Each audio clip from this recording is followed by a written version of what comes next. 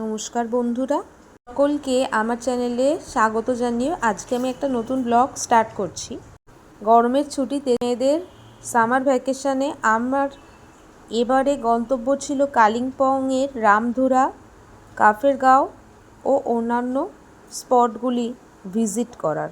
আমরা নর্থ বেঙ্গল বললে দার্জিলিংকে বুঝি, কিন্তু এই বছর আমাদের প্ল্যানটা একটু অন্য ধরনেরই ছিল। এবছরে আমাদের ইচ্ছা ছিল কালিম্পংয়ের একটা অফবিট গ্রামাঞ্চল ঘুরে দেখার। যেমন ভাবনা তেমন কাজ। তো আমরা টোটাল 19 জন গেছিলাম। প্রথমে আমরা 1 নাইট স্টে করেছিলাম রামধুরাতে।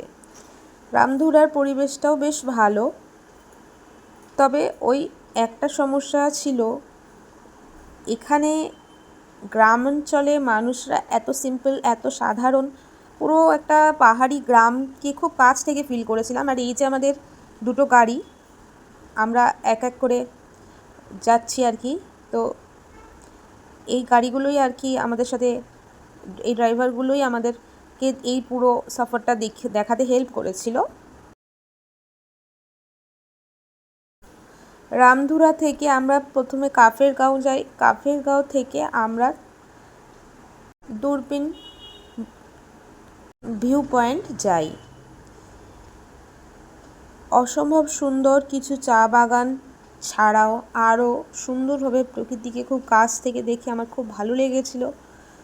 আমরা এই টাইপের পরিবেশে কখনো যাইনি, তো পাহাড়ি এক গ্রামের পরিবেশ কীরকম হয় সত্যি খুব কাছ থেকে অনুভব করেছিলাম। আর সবথেকে বড় কথা, এখানকার ফুল, এখানকার চারপাশের গাছপালা, যেহেতু আমি একটু বাগান ভালোবাসি, আমার প্ল্যান্টিং, একটু গার্ডেনিংয়ের শখ আছে, তো আমি অনেক ধরনের ফুল এখানে দেখে জাস্ট অবাক হলাম। এত ধরনের, এত সুন্দর সুন্দর ফুলও এখানে আছে। তবে কি বলো তো বন্ধুরা, এখানকার পাহাড়ি ফুলগুলো যদি আমি কলকাতায় নিয়ে যাই, সেখানকার ওয়েদারের সাথে এটা বাঁচবে কি না বা এটা থাকবে কি না, সেইটার জন্যই আমরা দুটো ওখান থেকে গাছ আমরা নিয়ে এসেছিলাম। একটা ক্যাকটাস ছিল আর অপরটা তোমাদের সাথে পরের ভিডিওতে শেয়ার করব। আর এটা ছিল আমাদের লাস্ট হোমস্টে থেকে এই ভিউ পয়েন্টটা শো করতো। তো আমার যেহেতু একটু স্লো মোশন ভালো লাগে, তাই আমার মেয়েকেই বলেছিলাম যে একটু ভিডিওটা তুলে দাও।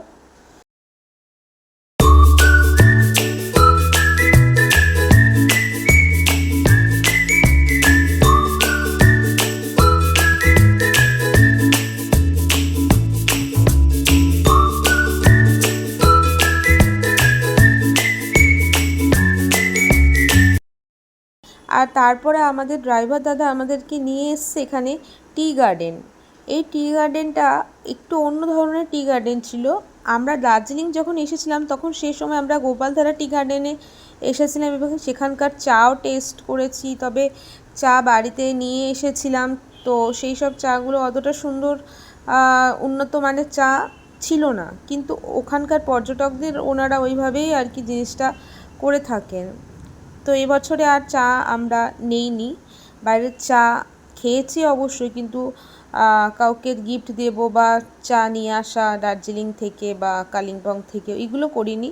আর আমাদের সঙ্গে যে যারা যারা গেছিলেন আমাদের গাড়িতে, আমার বোন এবং বোনের হাজব্যান্ড ওরাও ছিল, আর ওদের মেয়ে মিষ্টি, আমরা তিনজনেই ছিলাম। আর এদিকে দেখো ওরা একটু এখানে টি গার্ডেনে ঘুরছে, সেই ক্লিপটাও তোমাদের সাথে শেয়ার করলাম। আর এই টি গার্ডেনটা ঠিক অপূর্ব ছিল, আর এটা না ঘুরিয়ে ঘুরিয়ে রাস্তাটা ছিল, তো যে কারণে একটু ভয় তো কাজ করছিল যে ঠিকঠাকভাবে আদেও আমরা উঠতে পারবো তো। তবে বৃষ্টি পাইনি, বৃষ্টিটা একদিনই পেয়েছিলাম, সেদিনকে একটু ভয় কাজ করছিল। খালি আমরা অবজার্ভ করছিলাম, পেছন দিকটা দেখছিলাম যে আমাদের গাড়িটা দেখা যাচ্ছে তো, সবাই ঠিকঠাক আছে তো, এই জিনিসগুলো কাজ করে। আর পাহাড়ে ঘুরতে গেলে এই ছোটোখাটো ভয়গুলো তো থেকেই যায়।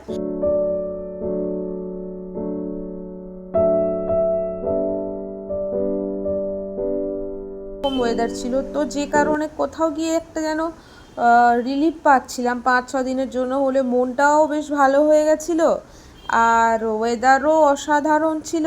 তো এই জায়গাটাকে এখানকার মানুষজনরা জান্নাত হিসাবে চেনে, এতটা সুন্দর, এতটা সুন্দর। তো আমরা এরপরে আমরা লোলেগাঁওতে গেছিলাম ক্যানোপি ওয়াকে। ওখানে আমরা হ্যাঙ্গিং ব্রিজের ওপর দিয়ে গেছি এবং নিচটা নেমে দেখলাম যে এরকম পাহাড়ি ঝর্ণা, এরকম চারিদিকে বড় বড় পাথর, সেখানে বসে সবাই ফটোশ্যুট করছিল। আমার জামাই উঠতেই চাইছিল না, এখানেই ও যেন বসে থাকলে হয় ভালো, এরকম একটা ব্যাপার। তো এখানে এত সুন্দর পরিবেশ যে কী বলবো। কিন্তু আমাদের ড্রাইভার দাদারা বলেছিল আপনাদেরকে এই দিকের নদীটা থেকে ওই সাইডে আপনাদেরকে এক প্রান্ত থেকে অপর প্রান্ত যেতে হবে, কারণ আমরা আমাদের গাড়ি ঘুরিয়ে ওইখানে রাখছি।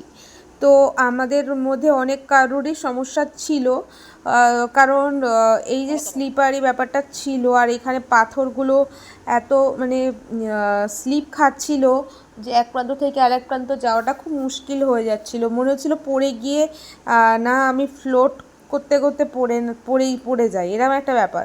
তো যাই হোক, আমাদের ড্রাইভার দাদারা যথেষ্ট হেল্প করেছিল এতজনকে এই এক প্রান্ত থেকে অপর প্রান্তে ছাড়ার জন্য। তো সব মিলিয়ে খুব ভালো কেটেছিল আজকের দিনটা। তো ক্যানোপি ওয়াক তোমরা যদি অবশ্যই এই দিকটা আসো, কালিম্পংয়ে ভিজিট করো, অফবিট প্লেসগুলো, হোমস্টেগুলো তোমরা যদি ভিজিট করো থাকো, তো অবশ্যই কিন্তু ক্যানোপি ওয়াকটা দেখতে ভুলো না। আর এই ভিডিওটা তোমাদের কেমন লাগলো অবশ্যই কমেন্টের মাধ্যমে জানাবে। Bye bye.